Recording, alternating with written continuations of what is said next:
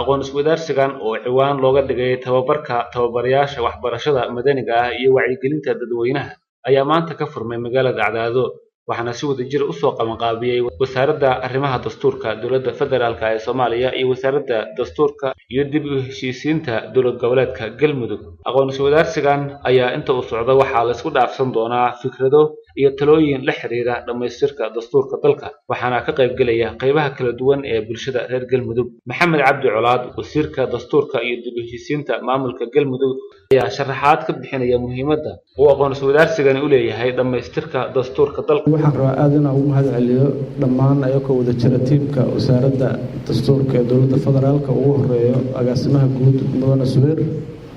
waxaan hubaa inay yihiin tiim madaalayaal ah ay ka go'an tahay waxyaalaha shaqadooda ay tahay inay ka dhaweeyaan.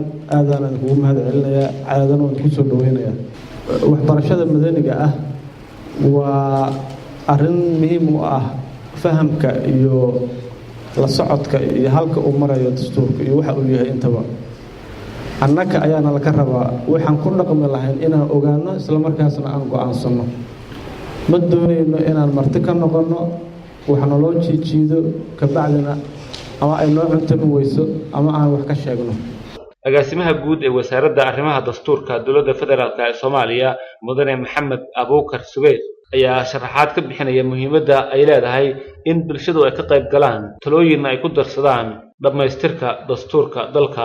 qaybihii dhabta ahaa ee kala duwanaa ee bulshada rayidka oo aan cidina ka maqnayn hadday ahaan lahaayeen dhalinyarada oo runtii nisbada ugu badan ee bulshada Soomaaliyeed ka kooban haweenka Soomaaliyeed iyaguna aad iyo aad muhiim uga ah bulshada inay wax ka ogaadaan barnaamijyada iyo arrimaha siyaasadda iyo wixii la mid ah odayaasha dhaqanka culimada iyo qaybaha kala duwan oo dhan inay joogaan. waxay ka tarjumaysaa in la dhihi karo bulsho rayid ayaa halkan lagu tababaray ahayn kaliya hal sector ee kamid ah bulshada Soomaaliyeed ayay ka tarjumaysaa. tani marka waxay ugu dambeyn noo fududeyn doontaa qaybaha kala duwan ee maanta aan fursad u yeelan inay tababarkan ka qayb galaan in dadka wakiilka uga yahay qaybtaasi inay runtii ugu dambeyn gaarsiiyaan haweenka haday yihiin inay haweenkii kale maxaa ahaa Galmudug ku dhaqan meel kasta ay joogaan ay u sii baahiyaan barnaamijkan. dhalinyarada sidoo kale culimada sidoo kale odayaasha sidoo kale qaababkaas ayuu runtii u sii daadegi doonaa barnaamijkan inaan sameeyno.